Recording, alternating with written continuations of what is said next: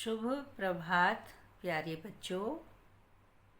आज हम कक्षा 8 की हिंदी व्याकरण की पुस्तक आमोद भाग 8 के पृष्ठ 41 पर दिए कारक के विषय में पढ़ेंगे। यह कार्य आपको 24 मई 2021 को भेजा जाएगा। सब बच्चे अपनी पुस्तक का पृष्ठ 41 खोलें तथा अभ्यास पुस्तिका और लेखनी भी लेकर बैठें, जिससे लिखित कार्य कराए जाने पर आप उस पुस्तिका में लिख सकें। कार्य कराते समय मैं प्रश्न पूछती जाऊंगी। आप सब 3 मिनट का अंतराल लेकर उन प्रश्नों के उत्तर लिखेंगे। अतः सब बच्चे एकाग्रचित्त होकर कारक को पढ़ेंगे। बच्चों, पहले कुछ उदाहरण देखें। पहला है, सारा काम नौकरानी ने किया। दूसरा है, पुलिस ने चोर को पकड़ लिया। तीसरा है, बच्चे गेंद से खेल रहे हैं। चौथा है, नैना पुस्तक के द्वारा पढ़ रही है। पांचवा है, मोहित अपनी बहन के लिए पुस्तक लाया। छठा, जय ने भिखारी को 10 रुपए दिए। सातवां, बच्चा घोड़े से गिर पड़ा। आठवां, लोमड़ी शेर से डर गई। नौवां, राम श्याम से अधिक होशियार है। 10वां, मोहिनी अध्यापिका से नृत्य सीख रही है। 11वां, गंगा गंगोत्री से निकलती है। बच्चों, ये सारा कारक के चिन्ह और कारक इन वाक्यों में आए हैं। ये आप अपनी पिछली कक्षाओं में भी पढ़ चुके हैं। इन उदाहरणों के माध्यम से, वाक्यों के माध्यम से, चिन्हों के माध्यम से, परसर्ग चिन्ह और उनसे पहचान करके हम कारकों को पढ़ सकेंगे, समझ सकेंगे, सीख सकेंगे। आगे 12वां, मैं झूठ से घृणा करता हूँ। यहाँ साथ के साथ मैंने कारक लिख करके दिए और चिन्ह और आपको ये लिखे हुए हैं रेड पेन के साथ में। इनको आप ध्यान से देखेंगे। अच्छा, अगला है, मेरा गांव शहर से दूर है। 14वां है, माताजी दूध से खीर बनाती हैं। उसके बाद, मैं आज से पढ़ूंगी। अगला, बच्चा बड़ों से शर्माता है।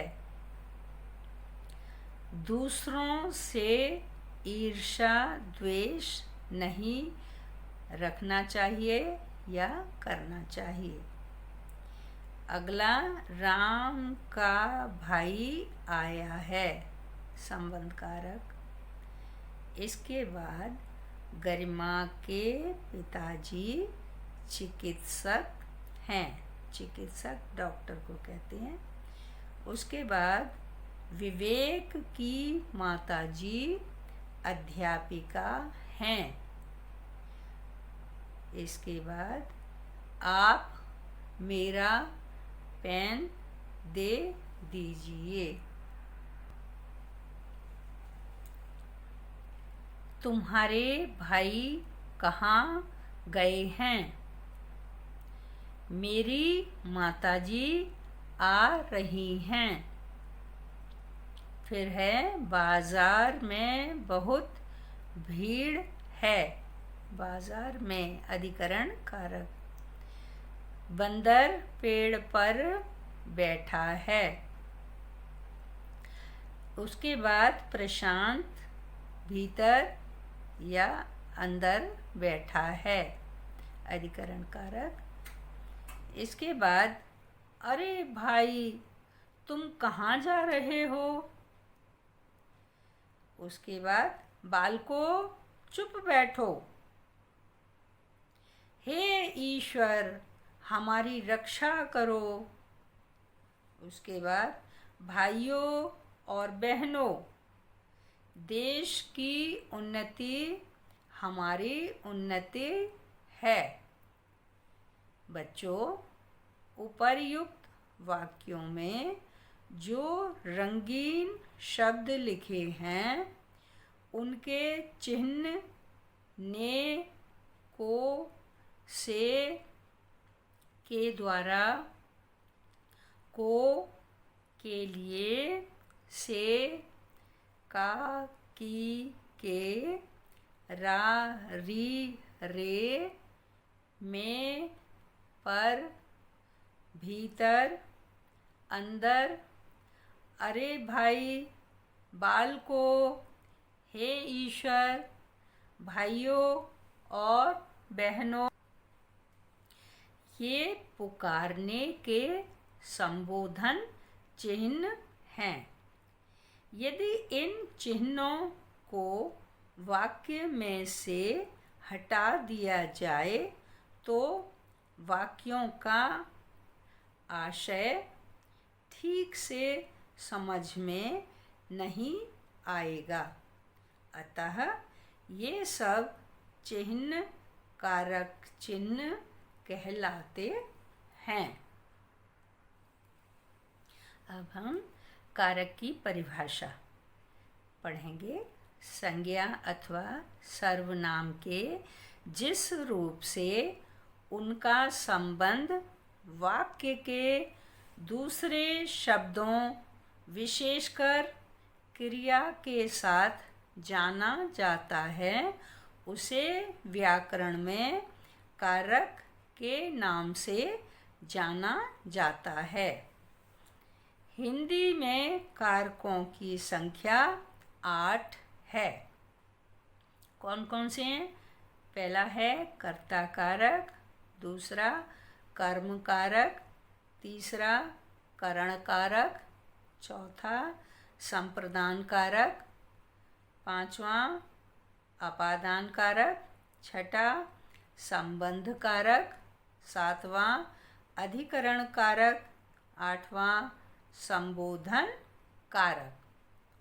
अब हम इनके कारकों के विभक्ति चिन्ह और इनके प्रयोग और कारकों के बारे में पढ़ेंगे। कर्ता ने, स्नेहा ने पत्र लिखा। ये ने चिन्ह है कर्ता कारक का और ये प्रयोग है वाक्य। कर्म को, राम ने रावण को मारा। करण कारक से, के द्वारा, करण कारक का विभक्ति चिन्ह से, के द्वारा और के साथ। राम ने रावण को बाण से मारा। सीता राम के साथ वन को गई। संप्रदान कारक के लिए इसका चिन्ह है पहचान, के लिए, को, देने के अर्थ में। जहाँ देना आए वहाँ को संप्रदान कारक होता है। अब यहाँ भी को है चिन्ह और यहाँ भी को है, लेकिन यहाँ जब देने के अर्थ में आएगा तो संप्रदान कारक होगा। ये कर्म कारक है। मेरे लिए दूध लेकर आओ, भिखारी को भोजन दो, ये देने का अर्थ, भोजन दो। अपादान कारक से अलग होना, भय, ईर्ष्या, उत्पत्ति, दूरी, तुलना, घृणा, स्रोत, काम का शुरू होना, ये सारे अपादान कारक के चिन्ह हैं। इनके द्वारा हम पहचान कर लेते हैं ये अपादान कारक है। से यहाँ भी है, से यहाँ साथ का है और यहाँ अलग होने का, ये अंतर है दोनों। जैसे पेड़ से पत्ता गिरा, अलग हो गया। राम शेर से डर गया, मेरा विद्यालय घर से दूर है। हमें किसी से घृणा नहीं करनी चाहिए, मैं आज से पढ़ूंगी। ये सारे उदाहरण अपादान कारक के हैं। संबंध कारक, संबंध कारक के चिन्ह हैं का, की, के, रा, री, रे, ना, नी, ने। मेरी बहन स्कूल नहीं गई, री, रा, री, रे, री, मेरी, मेरी, तेरी, तुम्हारी, हमारी, हमारे। निशांत का घर सुंदर है, ये संबंध कारक हैं। अपना, अपने, अपनी, अपना, यहाँ। तुम्हारा, तुम्हारी, तुम्हारे, हमारा, हमारी, हमारे। अधिकरण कारक में, पर, पे, अंदर। बच्चे छत पर खेल रहे हैं। संबोधन कारक हे, अरे, ओ, ए। हे कृष्ण मेरी रक्षा करो। अब हम बच्चों इनके विषय में विस्तार से पढ़ेंगे। पहला है कर्ता कारक। किसी भी क्रिया को करने वाला कर्ता कारक कहलाता है। कर्ता कारक का विभक्ति चिन्ह ने है। जैसे रवि ने फल खरीदे, यहाँ रवि कर्ता कारक है। कभी कभी कर्ता कारक में ने विभक्ति का प्रयोग नहीं भी होता। जैसे गाय घास खा रही है, इस वाक्य में कर्ता गाय है, परंतु विभक्ति चिन्ह ने का प्रयोग नहीं हुआ है। इस आधार पर हम कह सकते हैं कि कर्ता कारक दो रूपों में प्रयोग होता है। कौन कौन से? पहला का है ने विभक्ति सहित, ने चिन्ह विभक्ति के साथ, और ख ने विभक्ति रहित, ने नहीं आएगा उसमें, विभक्ति रहित होगा। जैसे लड़का हंसा, इसमें चिन्ह नहीं आया। और जैसे दूसरा है मुख्य अतिथि ने पुरस्कार दिया, इसमें ने चिन्ह आया है।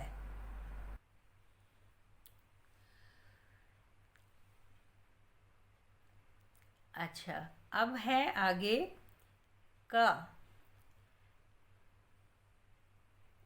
इस आधार पर हम कह सकते हैं कि कर्ता कारक दो रूपों में प्रयोग होता है। जैसे एक तो वही अभी जो मैंने बताया कि विभक्ति रहित ने और विभक्ति सहित ने है। जहाँ ये ने, जैसे अभी उदाहरण मैंने बताया लड़का हंसा, इसमें ने चिन्ह नहीं आया है। और दूसरा उदाहरण बताया भी, मुख्य अतिथि ने पुरस्कार दिया। तो ये जो ने चिन्ह है ये विभक्ति चिन्ह है। तो ने विभक्ति का प्रयोग केवल भूतकाल तथा सकर्मक क्रियाओं के साथ ही किया जाता है। क्रिया सकर्मक हो और भूतकाल में हो तब ने का प्रयोग किया जाता है। कैसे? पहला है शशांक रोटी खाता है, परसर्ग रहित, इसमें ने चिन्ह नहीं आया और ये वर्तमान काल की क्रिया है। दूसरा है शशांक ने रोटी खाई, ये खा चुका रोटी, परसर्ग सहित, इसमें परसर्ग है, ये चिन्ह है। अब है दूसरा कर्म कारक। विभक्ति चिन्ह इसका है को। संज्ञा या सर्वनाम के जिस रूप पर क्रिया का प्रभाव या फल पड़े उसे कर्म कारक कहते हैं। उदाहरण, बच्चे पुस्तक पढ़ रहे हैं, विभक्ति रहित, इसमें को चिन्ह नहीं आया है। दूसरा है अनेक रोटी खाता है, विभक्ति रहित, ये भी विभक्ति, इसमें भी को चिन्ह नहीं है। अब तीसरा है माता पुत्र को देखती है, यह विभक्ति सहित है, साथ में को चिन्ह। फिर है शिकारी ने बाघ को मारा, ये है विभक्ति सहित। ये उदाहरण कर्म कारक के उदाहरण हैं। अब है कर्म कारक की पहचान।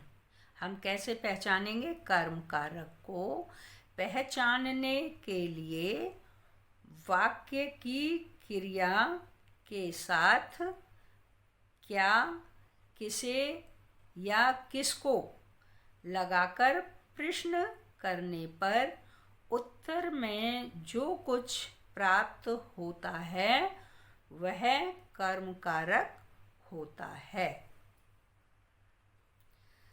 तीसरा है करण कारक। इसका विभक्ति चिन्ह है से, के द्वारा, के साथ।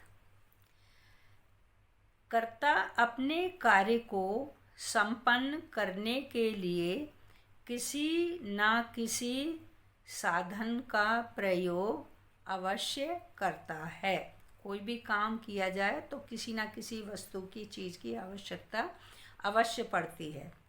कर्ता द्वारा क्रिया संपन्न करने हेतु जिस साधन की सहायता लेता है उसे करण कारक कहते हैं। जैसे पहला का है वह बस से विद्यालय जाता है। फिर ख, राम ने मृग को बाण से मारा। ग, वह मेरे साथ खेलता है। घ, राम सीता के साथ वन गए। अंगा, छात्राएं कलम के द्वारा लिख रही हैं। करण कारक की पहचान। वाक्य में कर्ता के साथ किससे या किसके द्वारा, किसके साथ प्रश्न करने पर जो उत्तर प्राप्त होता है वह करण कारक होता है। बच्चों, अब मैं आपसे प्रश्न पूछूंगी। आप 3 मिनट का अंतराल लेकर प्रश्नों के उत्तर लिखेंगे। प्रश्न 1, कर्म कारक की पहचान बताओ। दूसरा है कर्ता कारक के 2 उदाहरण लिखो। प्रश्न 3, करण कारक के विभक्ति चिन्ह लिखकर उनके उदाहरण लिखो। बच्चों, अब आपके अंतराल का समय समाप्त हुआ। मैं इन प्रश्नों के उत्तर बताने जा रही हूँ। उत्तर 1, कर्म कारक का विभक्ति चिन्ह को है। कर्म कारक को पहचानने के लिए वाक्य की क्रिया के साथ क्या, किसे या किसको लगाकर प्रश्न करने पर उत्तर में जो कुछ प्राप्त होता है वह कर्म कारक होता है। उदाहरण क, सुनीता ने गुड़िया खरीदी। ये विभक्ति रहित है। ख, सीता गीता को देख रही है। विभक्ति सहित। अब उत्तर 2, बकरी घास चरती है।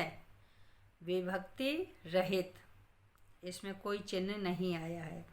ख, मोहन ने सेब खाया। विभक्ति सहित।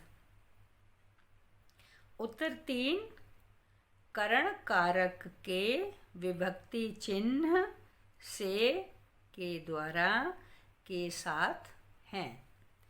उदाहरण क, राखी चाकू से सब्जी काट रही है। ख, सुधीर कानों से बहरा है। ग, पिताजी कार के द्वारा दिल्ली गए या कार से दिल्ली गए। घ, मैं पेन से के साथ पत्र लिख रहा हूँ। मैं पेन से या पेन के साथ पत्र लिख रहा हूँ। ये इनके चिन्ह हैं। फिर है बच्चों, अब हम कारक को आगे पढ़ते हैं। ये तो उत्तर हो गए। अब चौथा है संप्रदान कारक। इसका विभक्ति चिन्ह है को, के लिए और देने के अर्थ में। संप्रदान का शाब्दिक अर्थ है देना, प्रदान करना या देना। वाक्य का कर्ता जिसके लिए कुछ कार्य करे या जिसे कुछ दे वह संप्रदान कारक होता है। जैसे उदाहरण का, मैंने अपने मित्र को एक पुस्तक दी। देने के अर्थ में। ख, नर्स रोगी के लिए दवाई लाई। ग, अंकित भिखारी को 1 रुपया दे दो। देने के अर्थ में। जब देने का अर्थ होता है तो को होता है, और वैसे के लिए। अब आगे हम पढ़ते हैं संप्रदान कारक की पहचान। वाक्य की क्रिया से पूर्व किसको या किसके लिए प्रश्न करने पर उत्तर में जो कुछ प्राप्त होता है वह संप्रदान कारक होता है। जैसे मोहन पूजा के लिए फूल लाया। ख, माताजी पुत्री के लिए फ्रॉक लाई। ग, हमने अपने मित्रों को उपहार दिए। अब विशेष बात क्या है? को विभक्ति का प्रयोग कर्म कारक में भी होता है, पर ध्यान रखिए कर्म कारक वाले जिस शब्द के साथ को जुड़ता है उस पर क्रिया का फल पड़ता है, परंतु संप्रदान कारक में देने का भाव मुख्य होता है। जैसे हमने अपने कई मित्रों को बुलाया, ये है कर्म कारक। ख है हमने अपने कई मित्रों को उपहार दिए। अब उपहार दिए ये संप्रदान कारक है देने के अर्थ में, और यहाँ हमने अपने कई मित्रों को बुलाया, ये कर्म कारक है और दोनों में को आया है, लेकिन यहाँ दिए देने का अर्थ। अब बच्चों आपको कारक की परिभाषा सहित कारक के 4 भेदों के बारे में बताया गया है। यहाँ हमने 4 भेद बता दिए, कर्ता, कर्म, करण और संप्रदान। अब शेष 4 भेदों का वर्णन अगली बार किया जाएगा। सब बच्चे कराए गए कार्य को उच्च स्वर में पढ़ेंगे व समझने का प्रयास करेंगे। अब मैं आपको गृह कार्य करने को दे रही हूँ, जो इस प्रकार है। गृह कार्य क्या है? कारक का कराया गया कार्य अपनी अपनी अभ्यास पुस्तिका में लिखेंगे तथा अपने द्वारा बनाए गए कुछ नए उदाहरणों के माध्यम से समझने का प्रयास करेंगे। शेष कार्य अगली बार पढ़ेंगे। धन्यवाद।